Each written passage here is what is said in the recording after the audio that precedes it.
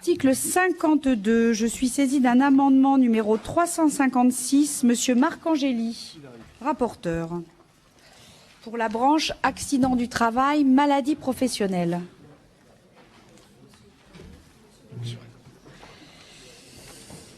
Bienvenue, Monsieur le rapporteur. Merci, Madame la Présidente. Donc pour la deuxième année consécutive, l'État ne prévoit en loi de finances aucune dotation pour le fonds d'indemnisation des victimes de l'amiante. Alors que jusqu'en 2012, il versait 47 millions d'euros par an. Pourtant, la contribution de l'État qui est prévue par la loi vise à lui faire assumer sa part de responsabilité dans le drame de l'amiante. Ce désengagement constitue un transfert de charges indu sur la branche AT-MP du régime général. Je vous invite donc à placer le gouvernement devant ses responsabilités en diminuant le montant de la dotation de la branche à due concurrence, ce qui porte le montant de la dotation à 388 millions d'euros. Cette dotation est en demeurant très supérieure aux 115 millions votés en 2013 quand le gouvernement a mobilisé de façon imprudente l'ensemble du fonds de roulement du FIVA. Le montant que je vous propose permettra en tout état de cause de conserver un niveau de fonds de roulement fin 2014 supérieur à son niveau actuel. Alors, Monsieur Hutin. Oui, merci Madame la Présidente. Je crois que dans le drame de l'amiante, il est en effet indéniable, gravement indéniable que l'État, c'est un scandale d'État, que l'État a une responsabilité absolument terrible. C'est donc une exigence morale, et je suis d'accord avec Monsieur Marcangeli, c'est une exigence morale, politique, financière de sanctuariser ces deux fonds, la CATA et le FIVA. Ça s'est toujours passé comme ça globalement. Et pour rappeler un peu ce qui s'est passé l'année dernière, j'avais moi-même posé la question en séance à Madame la Ministre en me disant, bon, et on était tous à peu près tombés d'accord sur le fait que ça pouvait être un fait de bonne gestion de ne pas avoir, dans les circonstances que nous vivons aujourd'hui, un fonds de roulement de 200 millions dont on n'était pas certain de l'utiliser. Bon, alors il y a deux choses. Je crois que la garantie, et nous le devons aux victimes, la garantie de pérennisation de ces deux fonds existe, il n'y a aucun souci. Je pense que l'amendement risquerait même d'amener à diminuer une participation des caisses par rapport à ce qui est prévu. Et nous avons la garantie, de par la loi, que l'État abondera quoi qu'il arrive dans ce domaine.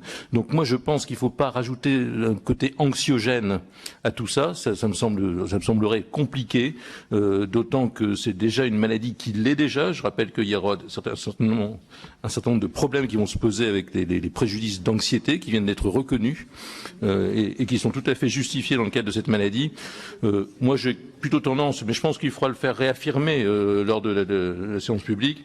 Il me semble légitime de dire que nous pouvons faire quand même confiance à l'État sur la pérennisation de ces fonds. Voilà. Monsieur Tain. Oui, parfaitement d'accord avec Monsieur Vercamer, surtout sur sa conclusion. En tant qu'élu d'une circonscription portuaire, je ressens, et puis en tant que médecin également, je crois qu'il faut de la sérénité, et vous avez raison dans ce débat. Il est difficile de parler petit sous, quand on parle de drame humain à ce niveau-là. Et je pense que ça peut avoir un côté pervers parfois de mélanger les choses. Et l'État, et vous avez raison, a une responsabilité indéniable. C'est un scandale d'État. C'est un scandale d'État. Rappelez simplement que samedi dernier, les associations, les victimes de l'amiante défilaient encore à Paris pour réclamer un procès pénal qu'elles attendent toujours. Ça sort de notre commission, mais c'est aussi la responsabilité du comité permanent amiante qui a pendant des années intoxiqué la représentation nationale, les gouvernements, pour continuer son activité malgré des drames qui étaient déjà extrêmement criants. Je pense que l'État ne doit en effet pas se désengager. Je pense que ce n'est pas ce qu'il fait. Il donne sa garantie. La branche, il serait ridicule de retirer 47 millions sur le fonds FIVA. Par contre, il est nécessaire d'insister et de donner que l'État donne sa garantie absolue de continuation de ces deux fonds, parce qu'il y a les deux qui comptent. Et en particulier, si jamais il y avait un problème, bon, là, s'il y a assez d'argent, tout va bien. D'ailleurs, la directrice et la secrétaire générale du FIVA ont garanti que jusqu'à la fin de l'année, il n'y aurait aucun problème. Et même l'année prochaine, il n'y a aucun problème. Donc je pense qu'il ne faut pas trop parler le drame est tel que ne mélangeons pas tout, ne serait-ce que par respect pour les victimes. Monsieur Hutin.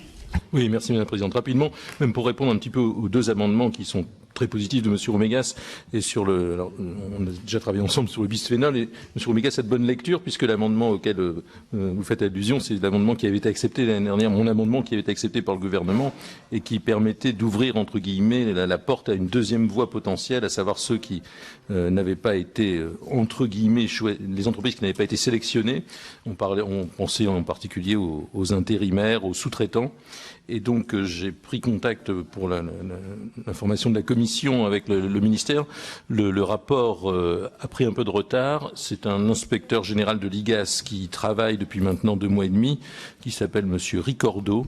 Et j'ai pris, en tant que président du groupe Amiante, l'initiative de le convoquer ou de l'inviter fin novembre à une réunion qui sera une réunion peut-être d'étape, j'espère qu'elle ira le plus loin possible. Et votre amendement, Monsieur Omégas, rentre un peu dans ce champ-là, puisque il y a en effet maintenant un nombre important d'entreprises qui travaillent dans le domaine du désamiantage, bien que ce soit, je le pense, pour un bon nombre d'entre elles, fait d'une manière extrêmement sérieuse, ce serait quand même la moindre des choses, mais elles pourraient rentrer en cas de maladie professionnelle dans le cadre de ce rapport. Et moi, je propose, bien que l'idée soit excellente, qu'on attende le rapport pour affiner l'amendement de M. Omégas. Mais sinon, on ne peut pas être contre, quoi. Voilà.